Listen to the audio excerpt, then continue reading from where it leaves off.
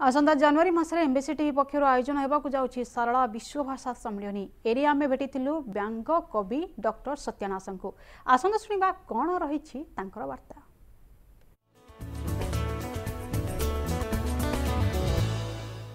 MBC TV प्रायोजित सारला विश्व भाषा सम्मेलन जनवरी 11, 12, 13, 14 तारीख जो कार्यक्रम एमबीसी टीवी हाथ को नहीं कार्यक्रम आम आज अतिथि भाव पाइचु श्रीजुक्त सत्यानाश व्यंग कथाकार व्यंग साहित्यिक आमे तांको स्वागत करवा एवं जानिबा जे सारला विश्व भाषा सम्मेलन एमबीसी टीवी प्रायोजित ए केते दूर आपणक मनरे रेखांकित करुछि भाषा सुरक्षा क्षेत्र रे। नमस्कार। एमबीसी टीवी सारला विश्व भाषा सम्मेलन आयोजन करुछि जानी बहुत खुशी लगिला। एथिपाई निश्चित एमबीसी टीवी को आम बधाई जनइबू धन्यवाद दबू कारण भाषा गोटे मीडिया काम करवा किसी कम कथा नुहे। तेरे भाषा कथा कहले आम प्रथमे मातृभाषा को आसू जहाँ आम चिंता करूँ प्रथमे मातृभाषा चिंता करूँ। मु ओडिया हिसाब से ओडिया लेखक हिसाब से ओडिया भाषा कथा चिंता करी एवं सर्वोपरि मु जेहेतु जड़े व्यंग लेखक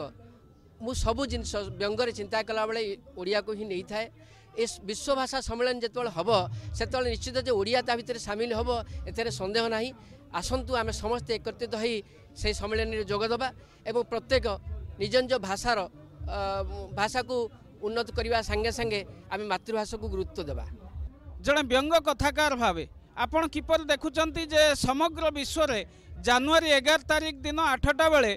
आम ओडिया मातृभाषा पाई सुरक्षा पाई भाषार विकास पाई समस्ते चलिए 1 किलोमीटर निज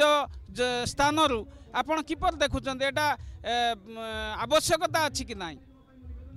देखंतु एबे सब जिनसर गोटे प्रचार प्रसार करिवा पई एबे गोटे गण दौड़ और कार्यक्रम सब आरंभ होउची किंतु भाषा पई दौड़ बा चलिबा एटा मु भाबुची बोध हुए प्रथम। तेणु भाषार उन्नति पई आमे जदि एकाठी चलिबा एवं चलिबा संगे संगे आमे प्रत्येक निज निज भाषार बा आमे सर्वोपरि ओडिया भाव में ओडिशा भाषार प्रसार पई आम साहित्यिक माने प्रत्येक जो माने काम करछन ओडिया भाषा पई व्याकरण शास्त्री होंतु बा जे के होंतु किंतु साहित्यिक सर्वोपरि जे ओडिया भाषा पई सर्वदा चेष्टित ओडिया भाषार उन्नति पई। तेणु आम साहित्यिक माने एकाठी चलला बेले आमको देखी जे कौन ओडिया भी गर्व अनुभव करिवो एवं आमर गण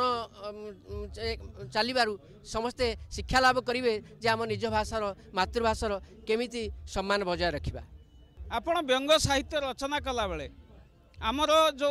निपट मफसल गाँव लोक बुझिला भली शब्द आपण खोजंती ना आपण कौन चाहती आपण कौन देखती ओडिया भाषार आउरी मध्य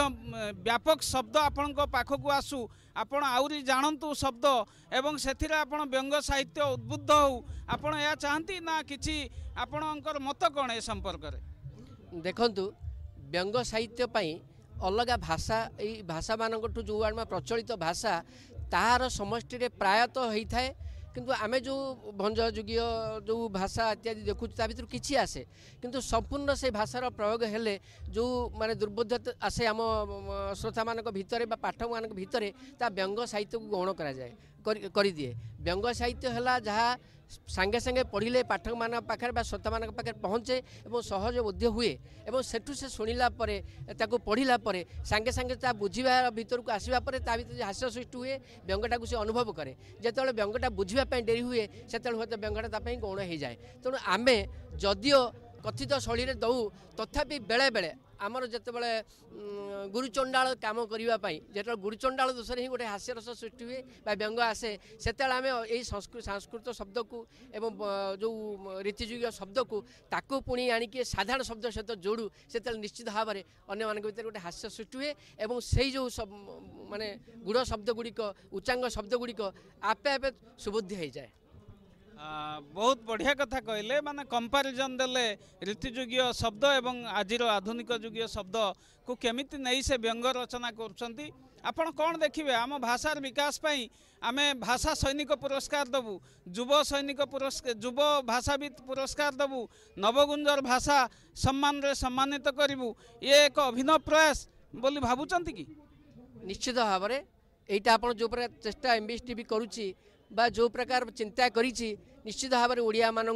आंदोलित करिवो आनंदित कराइबो समस्त उत्साहित हे भाषा साहित्य उन्नति पाई पुरस्कार सम्मान देला पर तो निश्चित भाव आहरी उत्साह बढ़ी जीवो समस्ते चाहिए जे केमिति जे आमे भी गोटे पुरस्कार नियंतु आमे भी केमिति सम्मानित हुंतु जे सम्मानित हेबे केमिति साहित्य उन्नति कले तो तेणु उन्नति करने समस्ते चेष्टा करेंगे और करंतु एवं यही जो पुरस्कार सम्मान कथा कहले से सम्मान बा पुरस्कार आपण मान नियंतु।